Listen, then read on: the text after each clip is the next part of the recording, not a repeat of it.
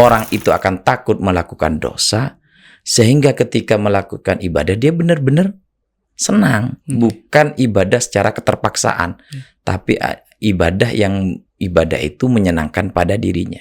Itu namanya sofatinuhu. Kebiasaan kita ya, biasanya ketika ada orang alim, orang soleh, kita meminta doa, itu bisa jadi bagian dari ini. Karena kita yakin orang-orang soleh itu yang dikonsumsi adalah perkara halal. Nah, oleh karena itu, karena makanan ini menjadi sesuatu yang urgen, yang harus kita perhatikan, maka bagaimana kita cara mendeteksi makanan itu halal atau haram? Kadang begini, ada satu makanan, kita sudah membelinya dengan dengan uang yang halal, mendapatkannya dengan cara yang halal, makanan yang kita beli halal. Tapi kalau kita proses dengan tidak halal, maka menjadi haram juga. Makanya ada haram li dzatihi, ada haram li ghairihi. Yang pribadi ya, untuk teman-teman, pertama carilah tempat-tempat yang pertama yang kalau sekarang itu yang punya sertifikat halal.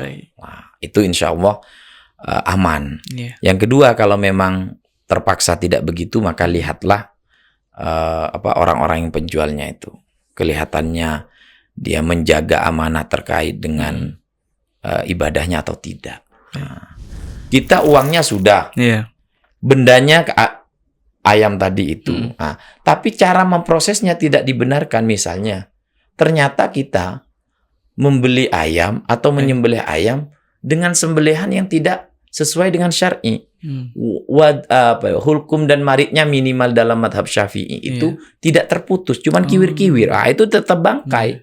Andai kata misalnya kita konsumsi, itu tidak diperbolehkan, itu haram.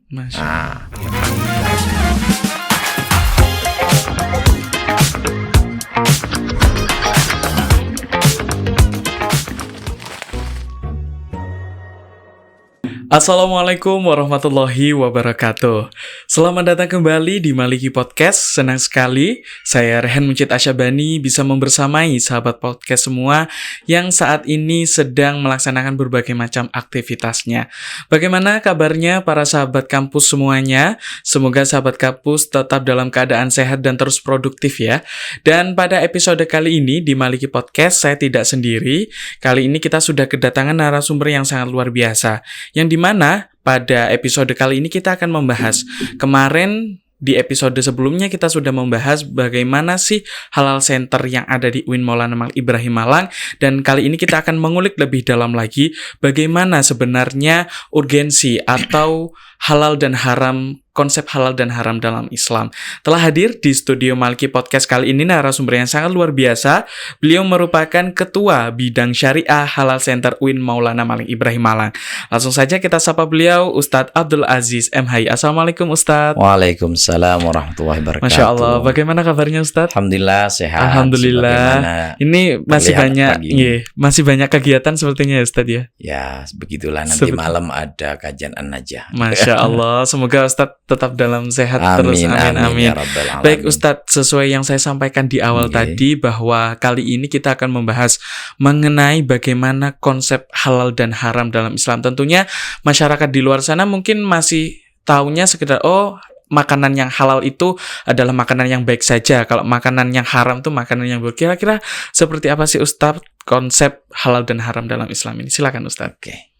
Terima kasih Mat Mujahid atas waktunya.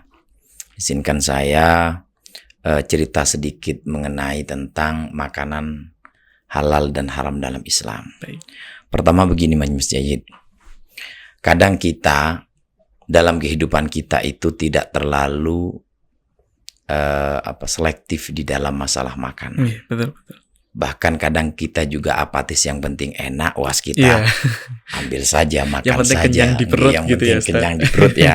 Kalau bagi mahasiswa yang penting gratis. Nah, itu kita sikat aja. Gitu. Padahal halal haram mengenai makanan itu hal yang penting untuk kita jaga.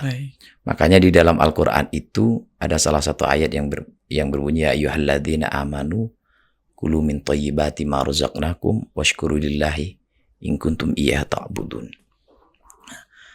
Allah memerintahkan kita pertama itu untuk memakan hal-hal kulu min thayyibati ma razaqnahum, memakan hal-hal yang bagus, yang baik.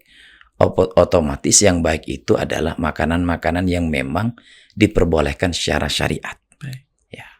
Berarti kalau berbicara tentang kulu, istilahnya di sana itu mengikat kalimat amar, maka ini perintah kita untuk benar-benar waspada terhadap apa yang kita makan. Karena al-asluh fil amri lil wujub. Jadi asal dalam sebuah perintah itu maknanya itu adalah wajib.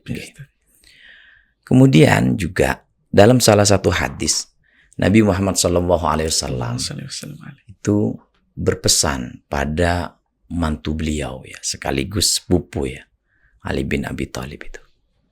Katanya Nabi Muhammad, daunya qala Nabi SAW li Ali, man akalal halala man akalal halala sofa dinuhu wa raqqa qalbuhu wa lam yakul li da'watihi hijabun. Pertama, Nabi itu memberikan informasi dan juga ini mengandung suatu hukum.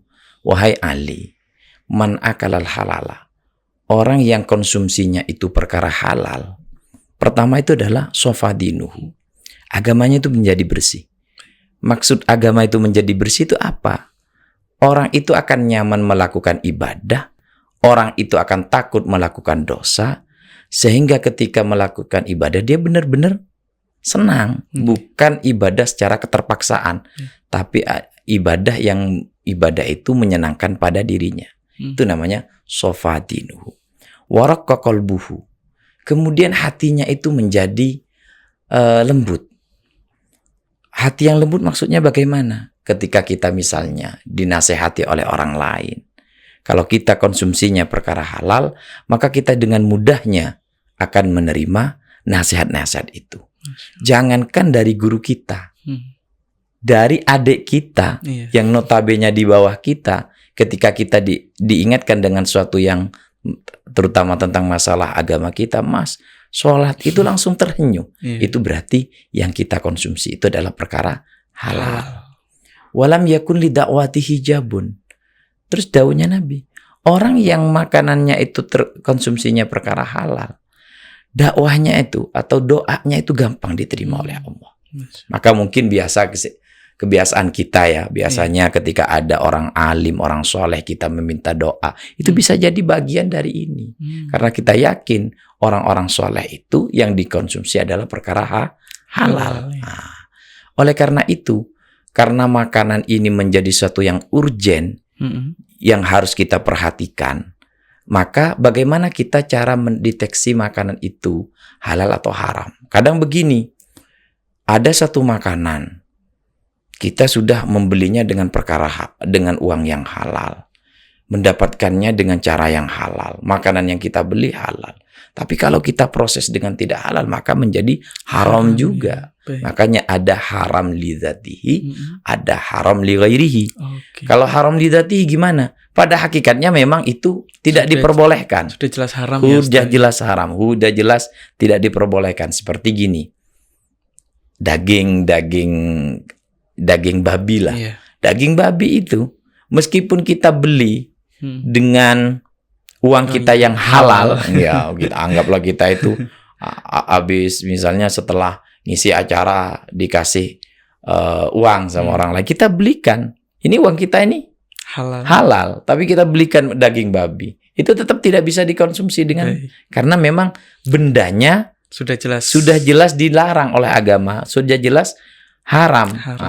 Atau kita setelah itu kuli babi misalnya, kita sembelih dengan sembelihan secara syar'i, menyebut asma Allah, asma Allah, atau bahkan dibacakan surat Al-Baqarah biar tambah sempurna misalnya ya.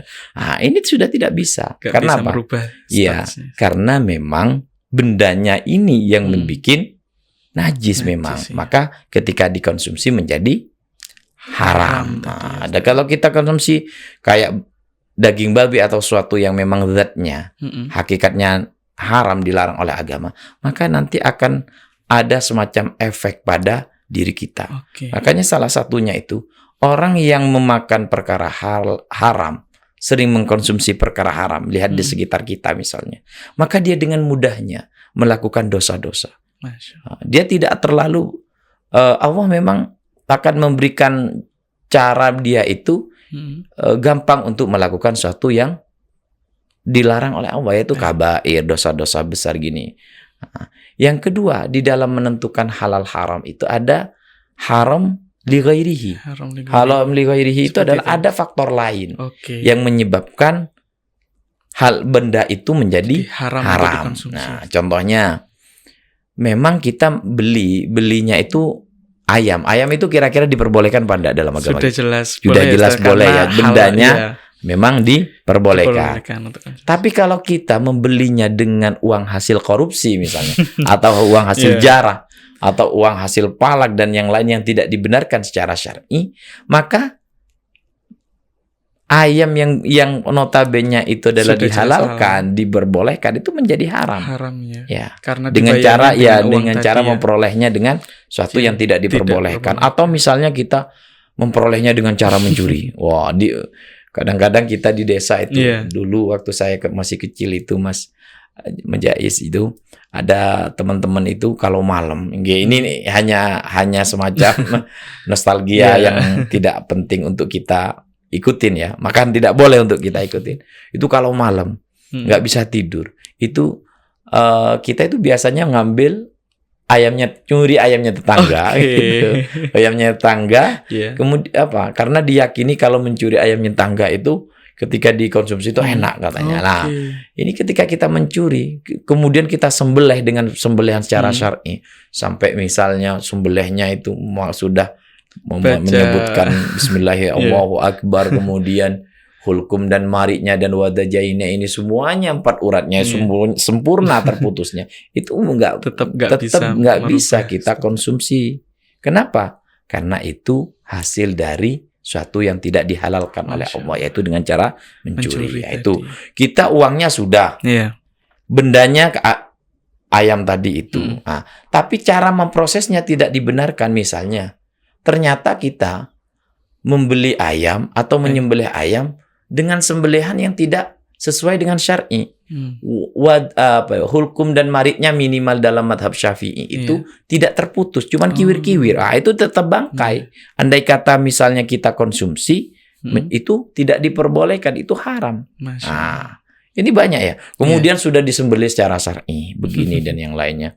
Kemudian cara memasaknya harus dibasuh dengan sedemikian rupa. Bagaimana hal-hal yang sudah ayam yang kena mutanajis, darahnya, kotorannya dan semuanya itu dibuang semua, dibersihkan, kemudian kemudian dimasak dengan baik. Kalau terkait masaknya itu tidak benar juga, masih banyak benda najis yang bercampur dengan ayam itu sendiri, maka ini juga menyebabkan makanan itu juga tidak halal. Nah, makanya maksud saya itu halal haram itu tidak hanya sekedar bendanya juga, tapi bagaimana cara memperolehnya, bagaimana cara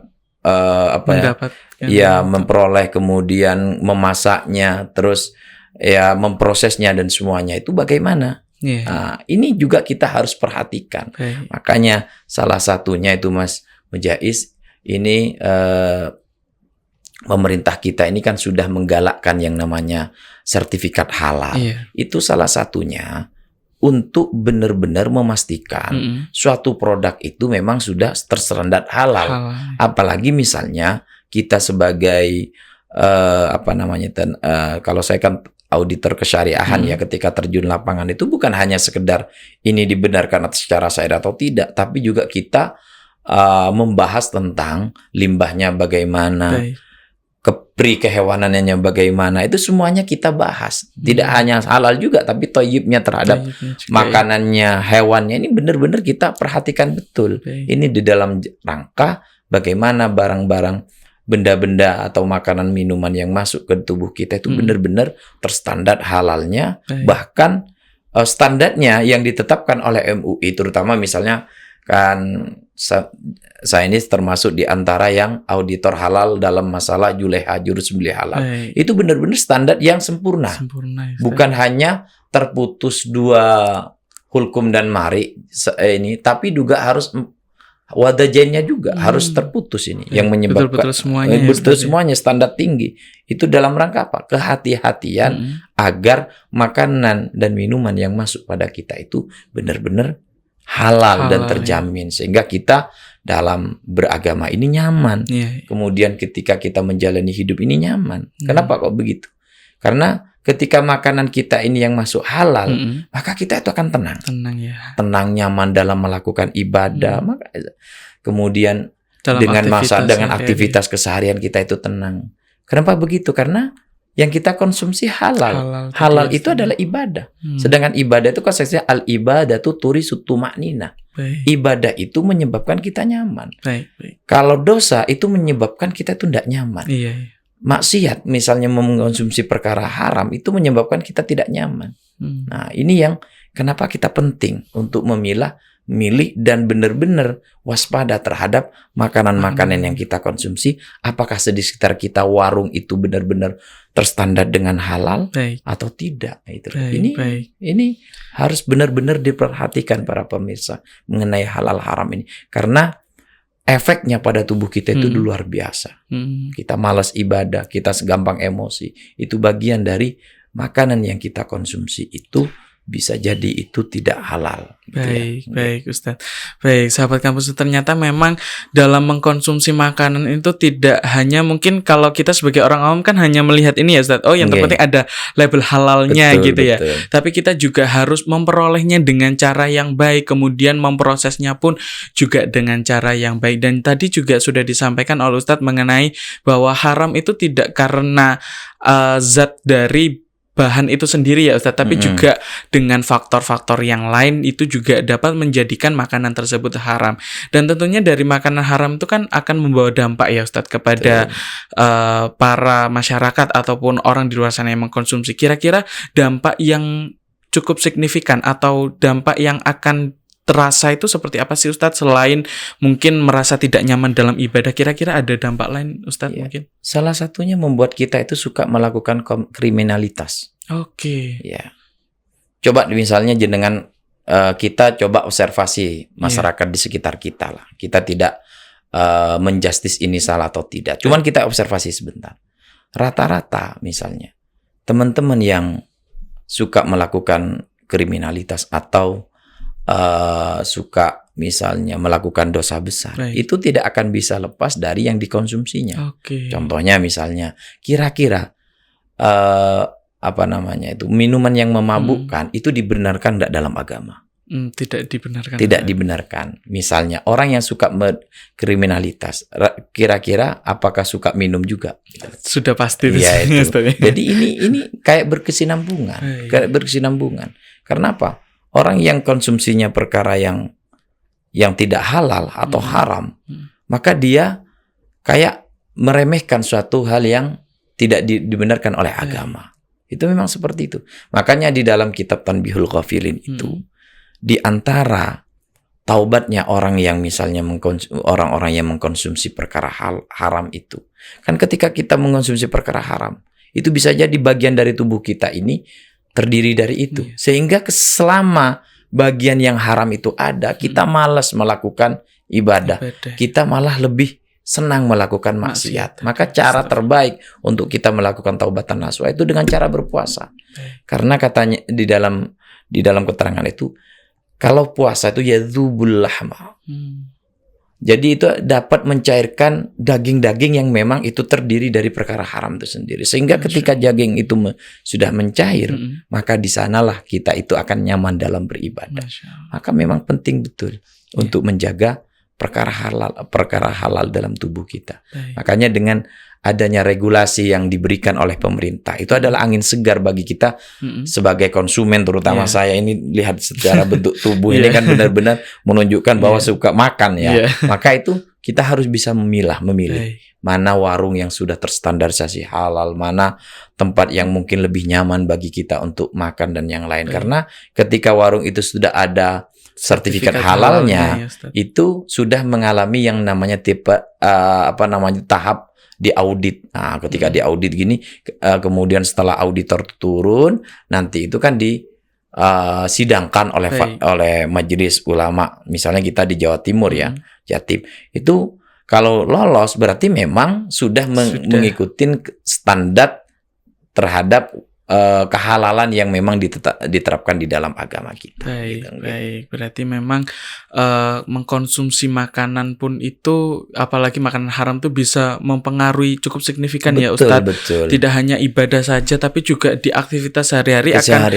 menunjukkan bahwa orang kalau lebih banyak melakukan maksiat tuh pasti biasanya mengkonsumsi makanan yang tidak halal. Kemudian Ustadz, tips dan triknya mungkin agar kita bisa memilih makanan kemudian bisa dibilang tempat makan yang sudah terverifikasi halal selain melalui sertifikat halal, kira-kira ada cara lain nggak Ustadz biar kita itu bisa waspada dan mawas diri gitu agar yang kita konsumsi tetap terjamin halalnya? Oke.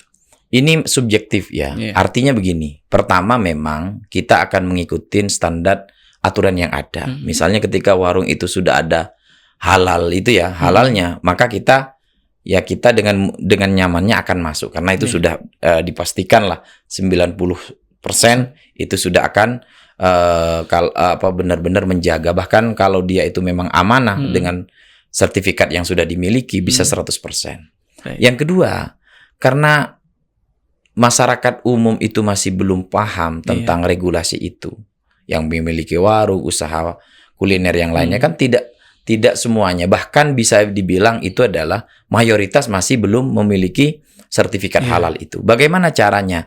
Kalau saya sendiri ya, saya melihat penjualnya. Kalau kalau kelihatannya tuh dia ibadah, tata cara dia ibadah, tidak nikah-nikah secara penampilan gini, saya akan nyaman. Kenapa? Insya Allah dia akan hati-hati di dalam. Bukan, maksud saya itu bukan masalah terjamin atau tidak, tapi saya akan lebih husnudzon bahwa penjual yang seperti ini dengan kelihatan mohon maaf Islami, kemudian dia itu kelihatannya ibadah, dia akan benar-benar amanah terhadap apa yang dijualnya.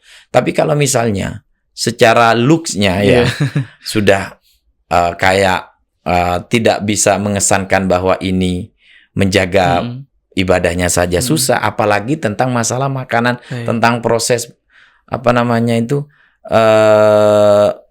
memproses makanan ini dengan baik, itu juga membuat saya itu masih ragu-ragu, sehingga sering saya itu meninggalkan itu. Misal terutama gini Mas, ngapunten tentang bakso, benar-benar harus hati-hati karena kalau saya itu kalau tidak merek tertentu gitu, misalnya tidak itu, saya lebih ke keluarga janganlah, kata saya gitu.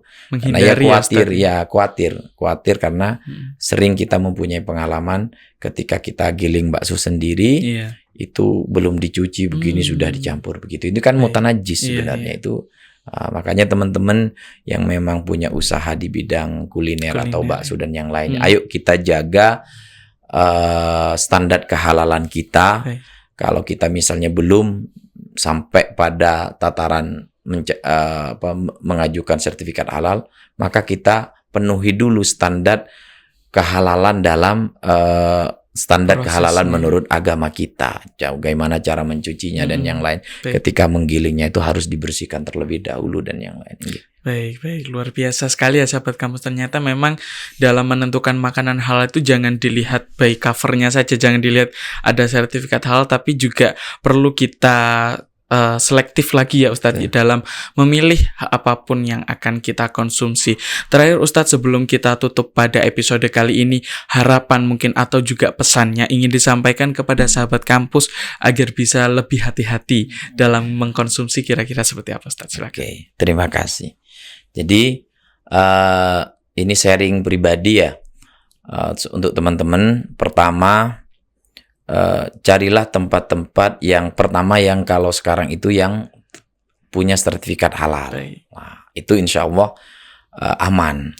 Yang kedua, kalau memang terpaksa tidak begitu, maka lihatlah orang-orang yang penjualnya itu kelihatannya dia menjaga amanah terkait dengan ibadahnya atau tidak. Nah, maka itu cara singkat untuk mengidentifikasi bahwa makanan itu Halal atau tidak ya? lebih aman Lebih menurut aman kita. untuk konsumsinya Ya, meskipun ya. itu tidak menjamin 100% kalau 100%. tidak ada label halalnya. Baik. Tapi paling tidak dengan kita melihat penjualnya, kok dia itu agamis begini dan yang lainnya, itu lebih membuat hati kita itu tenang. Baik, Gitu ya baik. itu.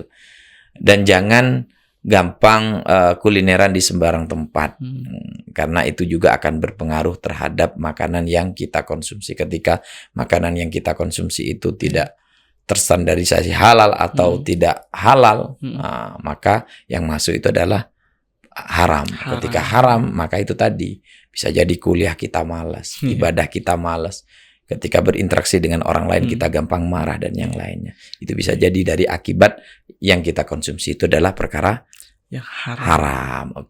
Itu mungkin ya. Jadi untuk sahabat-sahabat kampus benar-benar mawas diri mengenai makanan-makanan yang kita konsumsi agar hidup kita itu tenang, agar hidup kita itu indah, bahagia, punya sedikit uang dan banyak. Itu biasanya kalau orang itu sudah tenang itu santai saja karena sudah ada keimanan yang ada dalam dirinya gitu ya. Dan itu bisa diperoleh dengan konsumsi makanan yang halal, Mas Mujahid. Luar biasa sekali sahabat kampus. Ternyata memang dalam menentukan makanan halal dan haram itu kita betul-betul harus selektif, harus betul-betul teliti agar apa yang kita konsumsi itu tidak salah. Dan semoga kita semuanya selalu diberikan kemudahan dan juga selektif dalam memilih makanan dan juga apapun itu yang kita konsumsi.